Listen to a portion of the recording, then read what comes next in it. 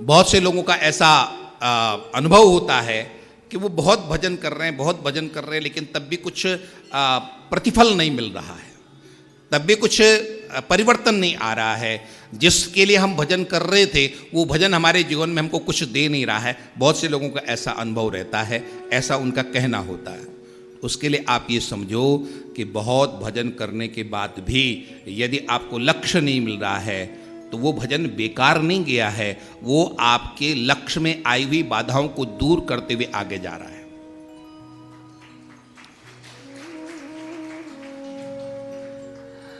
आप एक उदाहरण से समझ सकते हो। आप यहां से गेट तक पहुंचो, आप लोग को मेरी बात समझ में आ रही है?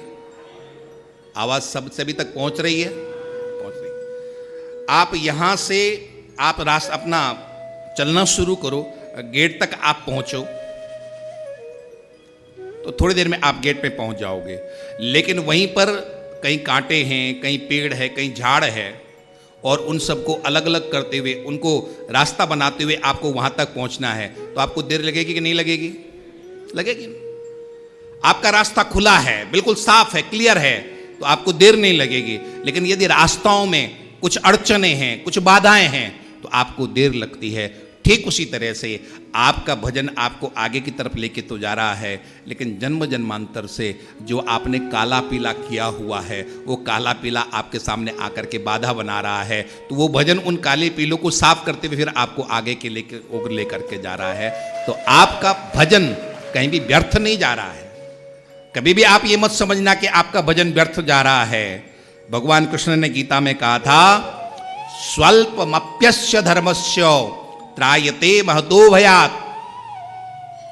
थोड़ा सा भी भजन, थोड़ा सा भी धर्म कार्य आपको बड़ा सा बड़ा लक्ष्य दिलाता है, वो कभी भी व्यर्थ नहीं जाता है। बाबा कबीर ने भी कहा था, धर्म बीज बिन से नहीं, जो ब्रह्मांड पड़े सूखा, जो ब्रह्मांड, ऐसा उनका कहना कि पूरे ब्रह्मांड में भी सूखा पड़ जाए तब भी वो आपने जो धर्म कार्य किया है, आपने जो भगवत कार्य किया है, वो व्यर्थ नहीं जाता है। एक विद्यारण्य स्वामी हुए हैं, पंचदशीकार थे ये। वेदांत का एक बहुत बड़ा ग्रंथ है पंचदशी, उन्होंने बहुत अच्छा ग्रंथ लिखा पंचदशी।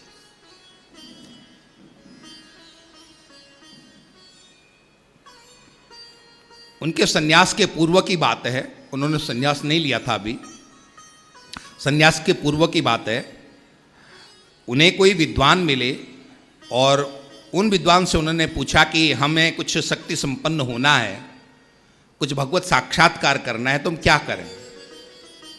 तो उन विद्वान ने कहा, तुम गायत्री का पुरुषण करो, तुम ब्राह्मण हो, कर्मकांडी ब्राह्मण हो, नियम धर्म वाले ब्राह्मण हो, तो तुम गायत्री का पुरुषरण करो और उस गायत्री के पुरुषरण से तुम्हें गायत्री माता का दर्शन होगा और तुम शक्ति संपन्न हो जाओगे, साधन सिद्ध हो जाओगे, तुम साधना तुम्हारे जीवन में होगी। उन्होंने गायत्री पुरुषरण किया और ये बताया गया था कि तुम्हें 3 गायत्री पुरुषरण करने हैं, उसके बाद तुम्हें गायत्री माता का दर्शन होगा। एक पुरुषरण में 24 लाख मंत्रों के जप का एक पुरुषरण होता है और गायत्री मंत्र में लगभग एक पुरुषरण में 1.5 साल लगता है। उन्होंने 3 साल तक वो पुरुषरण किया, 3 पुरुषरण उन्होंने किए, 4.5 साल उनको लगे, लेकिन उनको सिद्धि नहीं मिली, गायत्री माँ ने दर्शन नहीं दिए और वो लगे रहे और उन्होंने 23 पुरुषचरण किए। एक पुरुषचरण में 1.5 वर्ष लगता है, 23 पुरुषचरण उन्होंने किए, तो कितने वर्ष हुए हैं? क्या बात है, 4.5। बहुत सुंदर, आप लोगों का गणित मुझसे ज़्यादा अच्छा है। कितने वर्ष हुए? 34.5, 34-35 वर्ष समझो आप। 35 वर्ष तक उन्होंने माँ गायत्री की उपासना की, माँ गायत्री के पुरुषचरण को किया, मंत्र जाप किया, लेकिन उनको सिद्धि नहीं मिली। निराश बैठे थे, ये निश्चय कर चुके थे कि मैं अब कर्मकांड को छोड़ूंगा, संन्यास ले लूंगा। इतना करने के बाद भी आज मैं 35 वर्षों से गायत्री मंत्र का जाप कर रहा हूँ, इतना पुरुषचरण कर चुका हूँ। कहा तो यहाँ जाता है कि केवल 3 पुरुषचरण में गायत्री आपको दर्शन दे देती है और मैं यहाँ 23 साल से 23 पुरुषचरण कर चुका हूँ और उसके बाद भी मुझे दर्शन नहीं हो रहे हैं, मुझे कुछ लाभ प्राप्त नहीं हो रहे हैं। क्या माँ गंगा के काशी में रहते थे वो, माँ गंगा के किनारे निराश होकर के बैठे थे। उसी समय एक औघड़, एक तामसी साधना करने वाला एक औघड़ सामने से उधर से गुजरा। ब्राह्मण के उस तेज को देख करके वो थोड़ा सा प्रभावित हुआ, रुका उनके सामने और कहा, ब्राह्मण देवता क्या बात है, आप परम तेजस्वी लग रहे हैं, परम साधना संपन्न आप लग रहे हैं, लेकिन आपके चेहरे पर उदासी है, कुछ चिंतित हो, क्या बात है। तो उन्होंने कहा कि मुझे एक गुरुदेव मिले थे और उन्होंने कहा था कि मैं 3 गायत्री का पुरस्चरण करूंगा और मुझे गायत्री माँ के दर्शन हो जाएंगे, लेकिन यहाँ तो मैंने 23 पुरस्चरण कर लिए हैं, 35 साल हो गए करते करते, लेकिन अभी भी माँ गायत्री के दर्शन नहीं हुए। उन्होंने कहा, तुम छोड़ो गायत्री, आओ मेरे साथ चलो, मैं तुम्हें बताता हूँ, तुम जाप करो, कुछ दिन में तुम्हें सिद्धि प्राप्त हो जाएगी, मेरे पास आओ ना। और उन्होंने भैरव का मंत्र दिया, और ये तो बहुत साधना संपन्न व्यक्ति थे, उसने तो कहा था कि हफ्ते महीने में तुम्हें दर्शन होंगे। उन्होंने एक रात्रि इस मंत्र का जाप किया, भैरव मंत्र का जाप किया, और एक आवाज़ आने लगी, मैं भैरव तुमसे प्रसन्न हुआ, वरदान मांगो। इन्होंने कहा कि आप भैरव हैं, ठीक है, वरदान तो आप मुझे दे देंगे, कोई बात नहीं, लेकिन पहले मेरे सामने तो आओ। कहाँ हो आप? कहा, मैं तुम्हारे पीछे खड़ा हूँ, मेरे सामने आओ ना। कहा, मैं तुम्हारे सामने नहीं आ सकता हूँ। क्यों नहीं आ सकता हूँ मैं? कहा, तुम इतने तेजस्वी हो कि मैं तामस देवता हूँ, और तुम्हारे सामने खड़े होने के लिए सतोगुणी देवता होना जरूरी है। ब्रह्मा विष्णु तुम्हारे सामने केवल खड़े हो सकते हैं, हमारी सामर्थ्य नहीं कि तुम्हारे सामने खड़े हो सके, क्योंकि तुमने 23 गायत्री का पुरस्चरण किया है।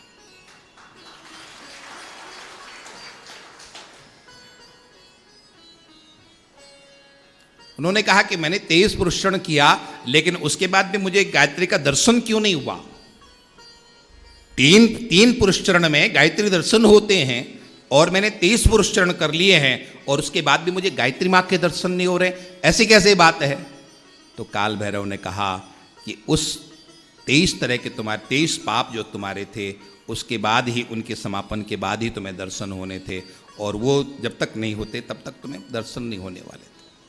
उन्होंने कहा, मुझे वरदान कुछ नहीं चाहिए। आए और उन्होंने संन्यास लिया, अपनी जनेऊ और चोटी काटी, विसर्जन किया, और गंगा में जो ही डुबके संन्यास्त हुए, संन्यास लिया, और गंगा में जो ही डुबकी लगाई, डुबकी लगाकर खड़े हो गए, तो सामने माँ गायत्री खड़ी थी।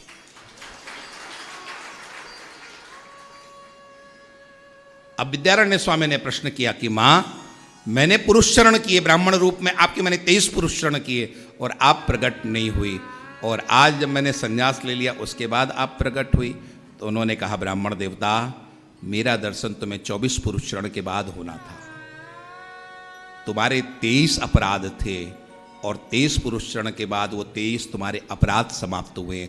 तुमने पूर्व काल में 23 हत्याएं की थी, और 23 पुरस्चरण के द्वारा तुम्हारा वो 23 पाप समाप्त हुए हैं। और आज जो तुमने संन्यास लिया है, ये भी एक तरह का गायत्री पुरस्चरण है, और उसके बाद मैं तुम्हें दर्शन दे रही हूँ। और देखो सामने, तो उन्होंने बगल में देखा, माँ गंगा के किनारे 23 चिताएं जल रही थी, उनके 23 पाप वहां पर जल रहे थे।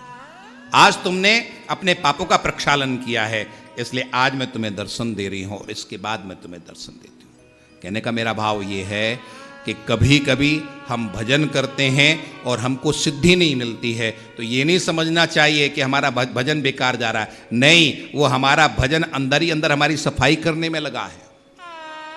न जाने हम कितने जन्मों के पापों को ढोते हुए चले आ रहे हैं, न जाने कितने जन्मों के अपराध हमारे साथ चल रहे हैं, न जाने कहाँ कहाँ के वो कर्म हमारे साथ चल रहे हैं। जब हम भगवान का भजन करते हैं, भगवान का आराधन करते हैं, तो धीरे धीरे धीरे धीरे धीरे करके वो पाप समाप्त हो जाते हैं, और जब हम निष्पाप हो जाते हैं, उसके बाद हमको भगवान का दर्शन होता है। जब तक निर्मल नहीं होते हैं हम, तब तक बात बनती नहीं है। हम साधन कर अपने आप को निर्मल करते चले जाएं, अपने आप को शुद्ध करते चले जाएं, भजन करते चले जाएं, भजन करते चले जाएं, भजन करते चले जाएं। आपका जो भी इष्ट है, आपके राम इष्ट हैं, राम का करते चले जाइए, श्याम इष्ट हैं, श्याम का करते चले जाइए, महादेव आपके इष्ट हैं, महादेव का आप चिंतन करते चले जाओ। चिंतन करते करते करते करते एक दिन वो स्थिति आ जाएगी, आप बिल्कुल विशुद्ध हो जाते हैं, और जब आप विशुद्ध हो जाते हैं, उसके बाद आपको भगवान का दर्शन